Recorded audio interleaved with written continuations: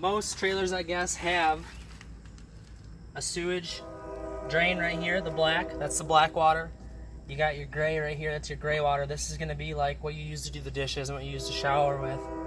So I like to have this semi-full just so that when you pull the black water and that's all done, when you got some poo-poos laying in here, that gray water is gonna flush them down the drain. We ended up buying one of these little elbows here so that you can see what is coming out, so you know when it's clean, essentially. So right now we're gonna start by turning our water off, disconnecting our drinking water.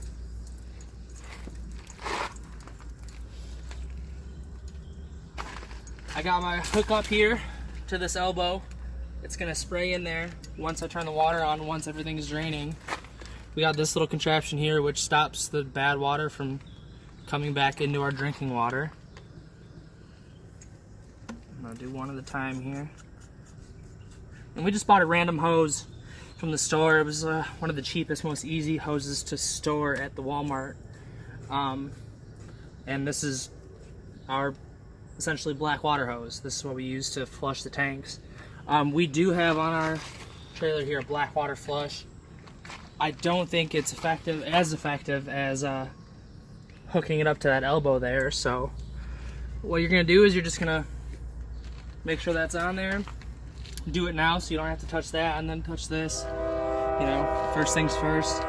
Then you're just gonna open the black water flush here. Make sure this is on. You don't want that connection to be faulty because you learn from your mistakes. I had to clean up a bunch of poos in the last set we were on. It was not cool. So here we go. We're just gonna drain that. All right, so the reason we bought this elbow here is so we could see what's coming out. And I don't know if you can see this in the video, but there's still some brown water coming out. So I have our hook up here for the sprayer right here. This cleans out that flush, and we're gonna turn this on to make sure that when we stop here, it's not jammed up and it's not still full and then it's cleaning everything out. So what I'm gonna do is just flip this nozzle out and it starts spraying out. There's some air in the hose there, but so you just let this run for a minute and it's spraying everything out on the inside there. If there's any jams in the tank right there, it's gonna open it up, hopefully.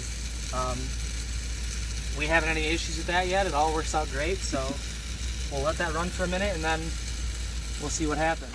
Alright, so we let this run for a little bit. Didn't need to show you all the details. The water's running pretty clear. I'm going to turn this thing off and see what happens.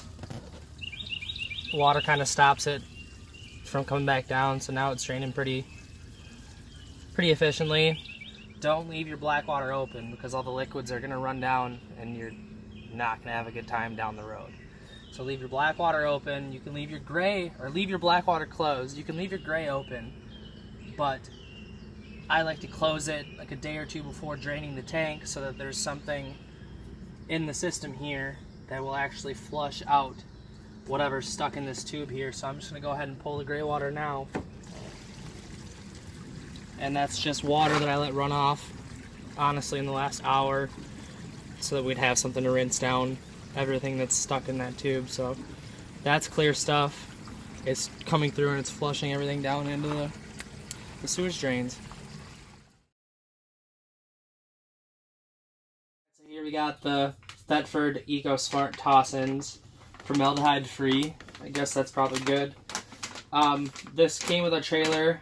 We haven't purchased anything different yet, so I don't know if these work great. It seems like they do. We haven't had a problem. All you're going to do is you're just going to open this up, grab one of these little bags of formaldehyde-free pellets, drop it in the tank, fill it with roughly a gallon of water so it helps it break down, and